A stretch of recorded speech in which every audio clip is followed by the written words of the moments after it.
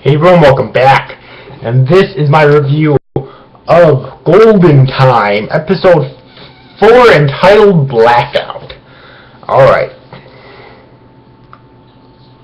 After being found by Linda, she explains that she was out on a club retreat with the festival club and brings Bonry and Coco to their campsite. That's my only problem with this episode was that I wish that it would have explained how she got them away from those lunatics that were chasing them, because it looked from the other club, because it looked like they were about to get caught before Linda showed up there. So that would have been interesting. But that's really my only complaint about this episode, really, though.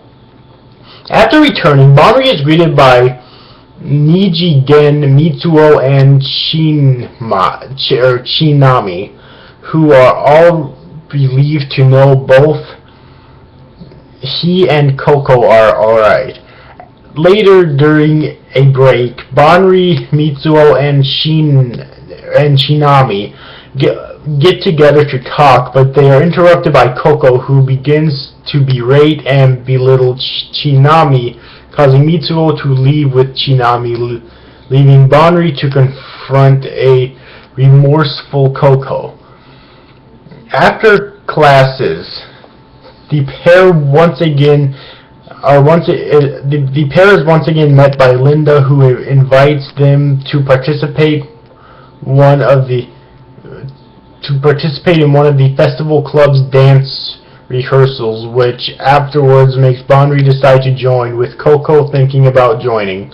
Later that night, Mitsuo tells Bonry he will settle things with Coco because he wants to pursue a relationship with Shinami, and the next day Mitsuo flatly rebuffs Coco's affection in front of Bonry. Coco asks Mitsuo if their time together meant nothing to him, and Mitsuo replies that while he treasures their time together, he only sees her as a childhood friend. Coco angrily yells at him to forget their history, resulting in Mitsuo leaving without a word, and Coco yelling at him to disappear, but realizes her words were hurtful to Bonry, causing her to continuously apologize in tears, even though he said it's alright, probably just out of pity though, really,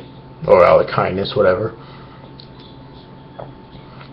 After a few hours, Coco and Bonry are invited by a girl called Nana to her concert, and Coco goes to vent her frustration, but is thrown out and spends the night at Bonry's apartment. During the night, Bonry and Coco talk, where Coco reveals she needs him, while Bonry confesses his love for her. After she leaves, she texts Bonry, encouraging him to not forget about his lost memories, which motivates him to return to his home in Shizuoka, where he finds a scrapbook containing pictures of him and Linda in high school together. And that ends it. So really, there's not much for me to say about this episode. I thought it was really good. Like I said before, the only actual complaint that I have is them not showing how Linda not showing how Linda helped Coco and Bonry escape from those lunatics that were chasing them. I thought that would have been kind of interesting. But other than that, no complaints.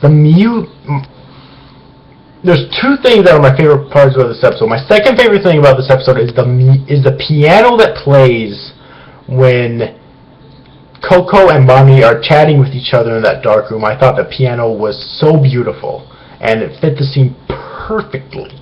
Alright, my favorite thing about this episode was the ending. That ending was so great.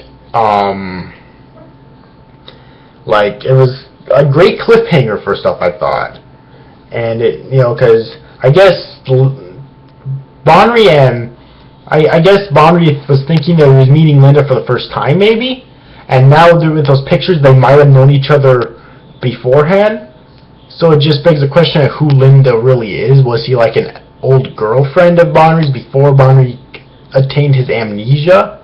Because I was thinking in this episode that maybe he was just telling Coco this amnesia story to try to so that he could try to come up with a story that would make him be able to sympathize with her, or rather make her sympathetic for him, so he would have something to tell her. But maybe this is actually the truth, and maybe Linda was an ex-girlfriend or just of his when they were in high school, or maybe just a childhood friend of his, a really close childhood friend of his. It's interesting, and I really like the cliffhanger. Alright. Other than that, though, I really didn't have anything else to say about this episode. I thought it was good and definitely interesting. Alright, so yeah. Anyways, overall, hope you enjoyed this review, guys. See you after, guys. Thanks for watching. Bye-bye.